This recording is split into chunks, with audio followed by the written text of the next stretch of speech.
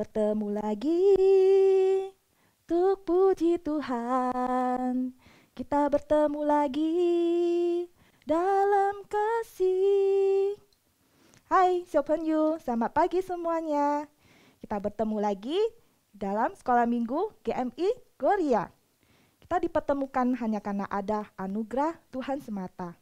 Tuhan Yesus datang ke dunia ini hanya dengan satu misi, yaitu menjadi jalan keselamatan bagi kita semua orang yang berdosa.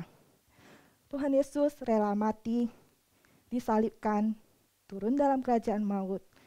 Dan pada hari yang ketiga, dia bangkit, dia hidup. Nah, Tuhan kita adalah Allah yang hidup. Maka selayaknya kita memuji dan memuliakan nama Tuhan. Yuk adik-adik, kita bangkit berdiri, kita naikkan pujian setinggi-tingginya bagi Allah kita. Lord, I lift your name on high.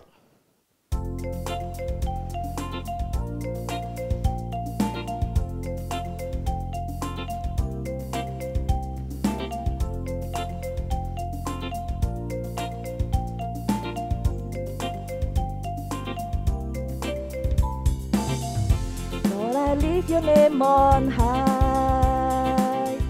Lord, I lift your praises. I'm so glad you're in my life. I'm so glad you came to save us. You came from heaven to earth to show the way, from the earth to the cross, my death to pay, from the cross to the grave, from the grave to the sky. Lord, I lift your name on high. Lord, I lift your name on high. Lord, I love to see your praises. I'm so glad you're in my life. I'm so glad you came to save us. You came from heaven to earth to show the way, from the earth to the cross, my death to pay, from the cross to the grave, from the grave to the sky. Lord, I lift your name on high.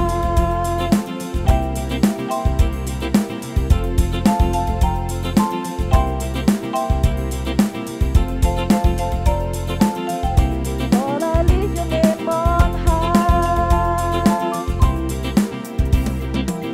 You came from heaven to earth to show the way, from the earth to the cross, my death to pay, from the cross to the grave, from the grave to the sky. Lord, I lift your name on high. You came from heaven to earth to show the way, from the earth to the cross, my death to pay, from the cross to the grave, from the grave to the sky. Lord, I lift your name on high. You came from heaven to earth to show the way, from the earth to the cross, my death to pay, from the cross to the grave, from the grave to the sky. Lord, I lift your name on high. Lord, I lift your name on high. Lord, I lift your name on high. Bapak Ibu, silakan duduk. Mari kita bersatu di dalam doa. Tuhan Yesus, terima kasih untuk waktu dan kesempatan yang Engkau berikan pada kami, untuk kami boleh memuji dan memuliakan nama Tuhan. Terima kasih ya Tuhan, Engkau sungguh baik pada kami. Engkau menyayangi kami lebih dari apapun. Setelah sebulan yang kami jalani di awal tahun 2022 ini ya Tuhan, ada suka duka yang kami jalani, itu semua ada penyertaan dan pertolongan dari Tuhan. Terima kasih ya Tuhan untuk papa, mama, keluarga yang selalu mendukung dan juga menjaga kami. Terima kasih Engkau juga selalu mencukupkan akan kebutuhan kami. Terima kasih ya Tuhan, terpujilah nama Tuhan. Di dalam nama anak-Mu Yesus Kristus, Juru Selamat kami yang hidup, kami bersyukur. Amin. 小朋友，老师mau nanya, Siapa percaya Tuhan gak sih?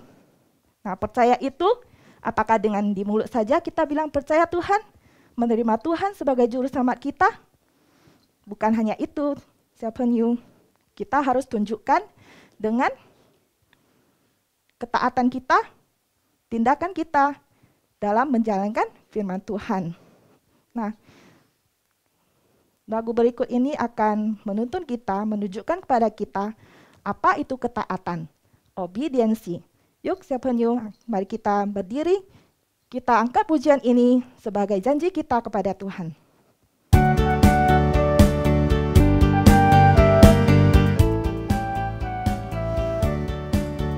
Obedience is the very best way to show that you believe. Doing exactly what the Lord commands, do it happily.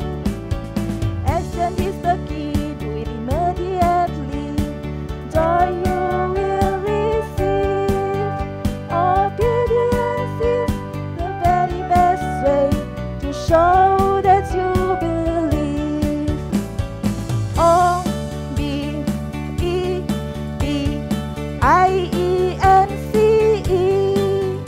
Obedience is the very best way to show that you believe.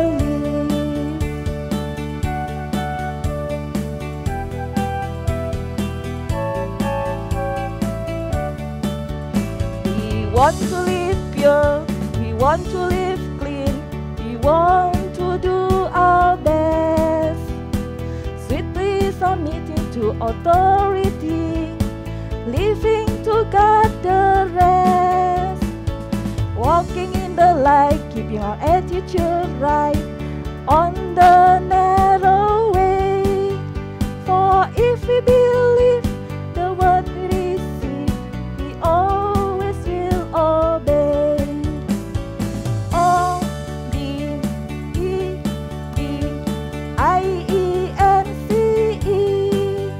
Obedience is the very best way to show that you believe. Obedience is the very best way to show that you believe. Hai, Siapa silakan duduk semuanya. Siapa bukankah ketaatan itu adalah takut akan Tuhan? Takut itu bukan seperti kita melihat sesuatu yang menakutkan gitu ya. Tapi takut akan Tuhan itu adalah ketika kita melakukan sesuatu yang gak benar, yang Tuhan gak suka kita lakukan. Kamu dan Lause, kita harus selalu datang kepada Tuhan mengaku segala dosa kita yang kita lakukan sengaja maupun tidak sengaja. Kita mohon pengampunan dari Tuhan. Yuk kita bersatu dalam doa. Siapa bisa ikuti Lause ya. Tuhan Yesus, gimana caranya supaya kami tidak melakukan dosa, Tuhan? Kami ini tidak bisa karena masih tinggal di dalam dunia ini. Kami hidup hanya karena anugerah yang Tuhan berikan kepada kami. Tapi kami sering membuat Tuhan sedih dan kecewa. Kami tidak menuruti apa yang dikatakan oleh Papa dan Mama kami. Ampuni kami ya Tuhan.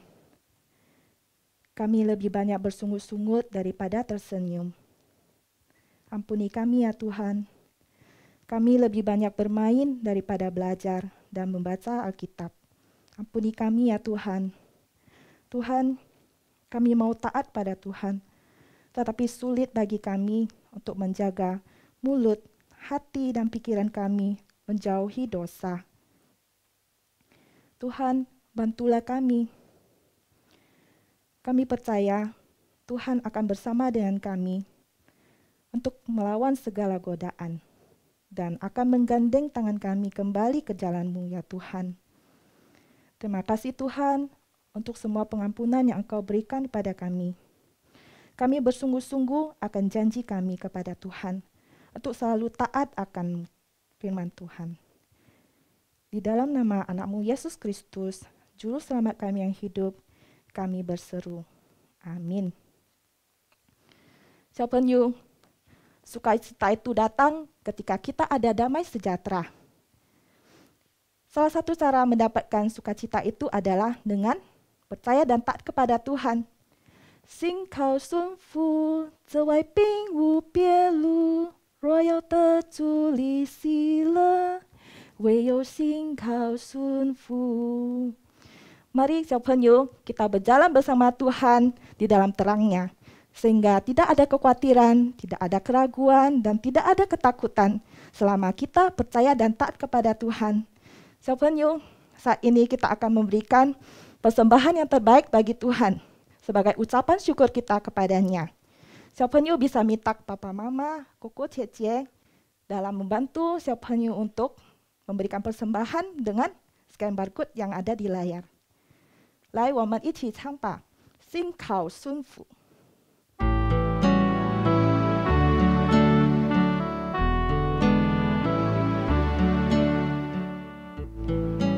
我与救主同行，在祝福荧光中，何等荣耀照亮我路程。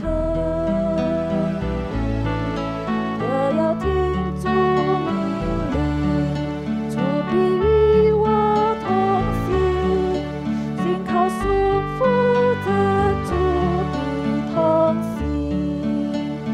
心靠顺服，这位并无别路。若要得主离喜乐，唯有心靠顺服。没有阴影黑暗，没有迷雾弥漫，活出笑容生动不消散。没有疑惑畏惧，没有叹息忧虑，心靠顺服着主必连续。心靠顺服，这位并无别路。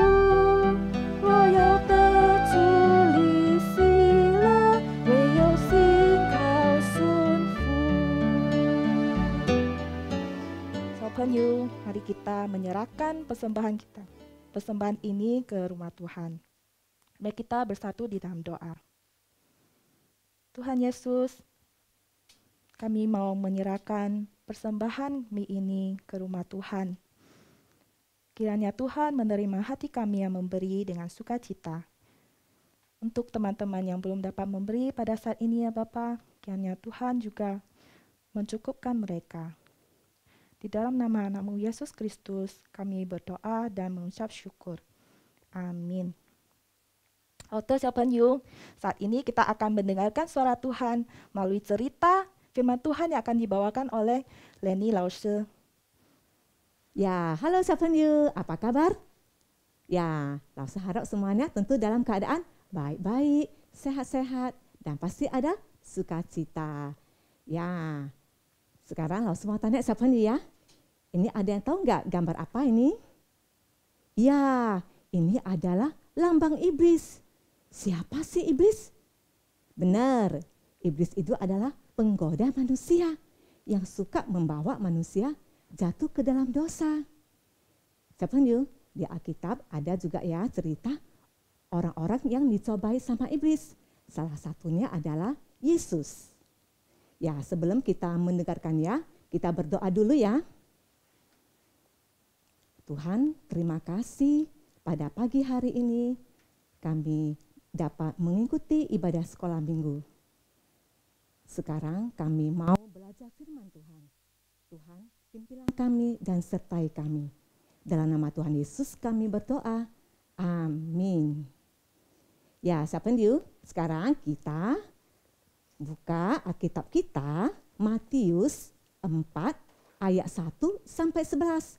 Kisah ini terdapat di Matius 4 ayat 1 sampai 11. Penyu, pada waktu itu Yesus berpuasa selama 40 hari, 40 malam. Yesus tidak makan dan tidak minum. Wah, siapa you? Bagaimana ya keadaan itu? Yuk, kita sama-sama menyaksikan videonya.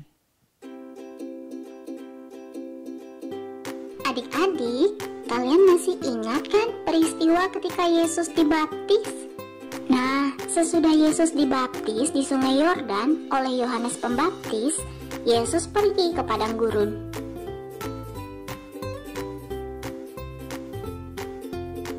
Pada siang hari, padang gurun sangat panas sekali.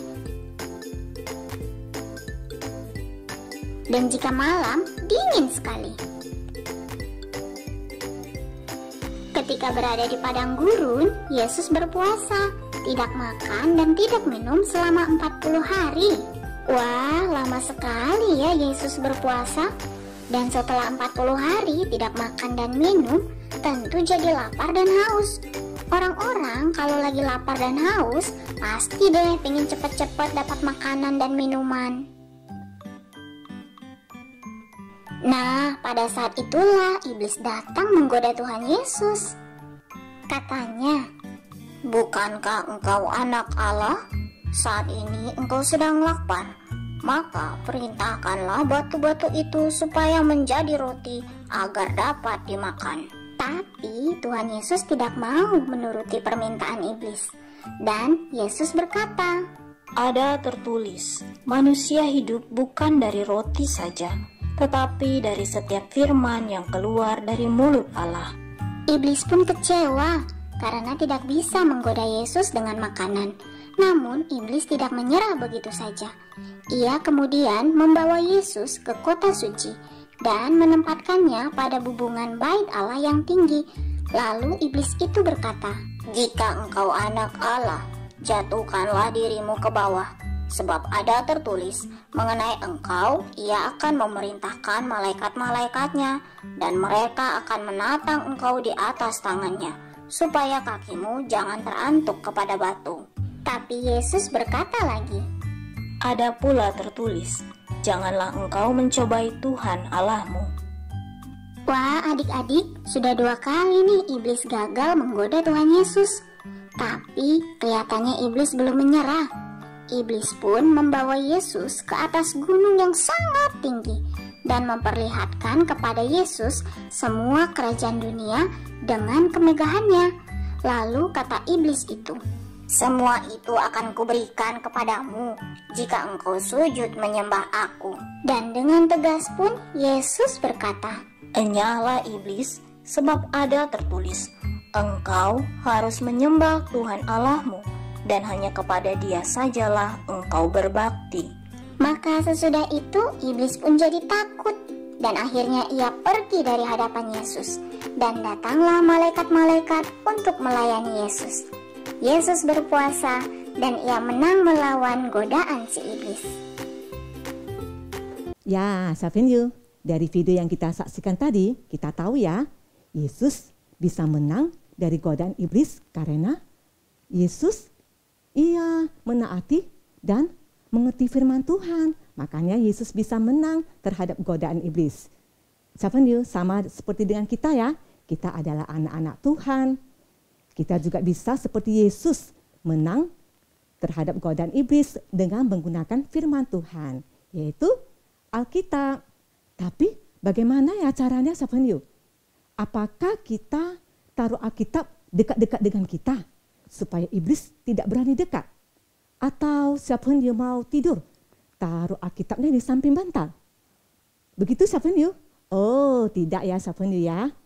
Kita tahu dan mengerti, memahami firman Tuhan, yaitu dengan sering membacanya. Mungkin pertama kali Savenyu tidak mengerti. Savenyu jangan putus asa. Savenyu terus berdoa dan memohon sama Tuhan untuk menolong. Ya, seperti cerita minggu yang lalu yang mengatakan bahwa Roh Kudus menolong kita supaya waktu ketika membaca firman Tuhan kita mengerti. Jadi, Savenyu jangan cepat putus asa ya, apalagi menyerah dan sama sekali tidak mau baca Alkitab. Savenyu dan Lause juga ya, kita tidak bisa hafal semua isi firman Tuhan. Tapi ingat Savenyu, kalau kita sering membacanya dan rajin berdoa, kita pasti bisa melawan dan menang terhadap godaan iblis. Contohnya, waktu di rumah, Mama bilang, Meme, ayo kerjakan PR-nya. Ah, Mama ini asik suruh orang kerja PR, orang lagi asik main games. Ya, mungkin ketika itu siapa yang bisa marah, bisa bentak, bisa teriak-teriak sama Mama. Itu sudah artinya kita tidak menghormati orang tua. Ingat loh siapa yang di Alkitab ada tertulis, hormatilah ayahmu dan ibumu. Waktu Sapenyu mungkin mau marah, mau teriak sama Mama. Sapenyu ingat firman Tuhan. Sapenyu tidak jadi melakukannya. Yes, kita menang. Ya, waktu di rumah pagi minggunya kita pingin sekali nonton film kartun. Tapi kita malas mengikuti ibadah sekolah minggu. Sapenyu, kita tinggalkan dulu ya film kartun itu. Kita sediakan waktu kita untuk mengikuti ibadah sekolah minggu. Ingat, di Alkitab ada tertulis, ingatlah dan kuduskanlah hari Sabat. Itu artinya Tuhan mau setiap kita hari Minggu ya, menyediakan waktu untuk mengikuti ibadah, memuji Tuhan dan belajar firman Tuhan. Yes, kita menang Sapenyu terhadap godaan iblis. Ya Sapenyu, kita sekarang udah tahu ya mengapa begitu penting membaca firman Tuhan. Dan bahkan Lausa ada ajak Sapenyu untuk membaca ayat hafalan dan juga menghafalnya. Ya, itu semuanya supaya kita bisa melawan dan menang terhadap godaan iblis. Ya, untuk hari ini kita baca ayat hafalan diambil dari Matius 4 ayat 4. Matius 4 ayat 4. Tetapi Yesus menjawab, ada tertulis, manusia hidup bukan dari roti saja, tetapi dari setiap firman yang keluar dari mulut Allah. Sekali lagi ya, Matius 4 ayat 4. Tetapi Yesus menjawab, ada tertulis, manusia hidup bukan dari roti saja, tetapi dari setiap firman yang keluar dari mulut Allah. Ya, Sapenyu, lihat ayat hafalan ini, kita dikasih tahu bahwa firman Tuhan yang kita baca, yang kita dengar itu semuanya berasal dari mana? Iya, dari mulut Allah dan jelas-jelas itu adalah perkataan Allah. Ya, Sapenyu, meskipun sekarang kita belum bisa berkumpul bersama, ya Sapenyu, tetap rajin dan semangat membaca firman Tuhan karena firman Tuhan itu adalah perkataan yang berasal dari Tuhan sendiri. Oke, Sapenyu, sekarang kita mau berdoa, kemudian kita akhiri dengan doa Bapa kami, Nyencu Tawen. Tuhan, terima kasih. Hari ini kami boleh mendengar firman Tuhan. Biarlah Tuhan kami sungguh-sungguh bisa mengerti firman Tuhan dan kami boleh setia membaca firman Tuhan. Karena di dalam hidup kami banyak godaan kami untuk melakukan dosa. Tetapi dengan pertolongan Tuhan dan firman Tuhan yang kami tahu, kami bisa mampu melawan dan menang terhadap godaan iblis. Terima kasih ya Tuhan, dalam nama Tuhan Yesus kami berdoa. Amin. 我们在天上得福，业人都尊父的名为圣，愿父的国降临，愿父的旨意行在地上，如同行在天上。我们日用的饮食，今日赐给我们，赦免我们的罪，如同我们赦免得罪我们的人，不叫我们一切生害，拯救我们脱离险恶。因为国度、权柄、荣耀，全是父的，直到永远。Amin. Ya, Sapenyu, sampai jumpa minggu depan. Bye-bye. Oh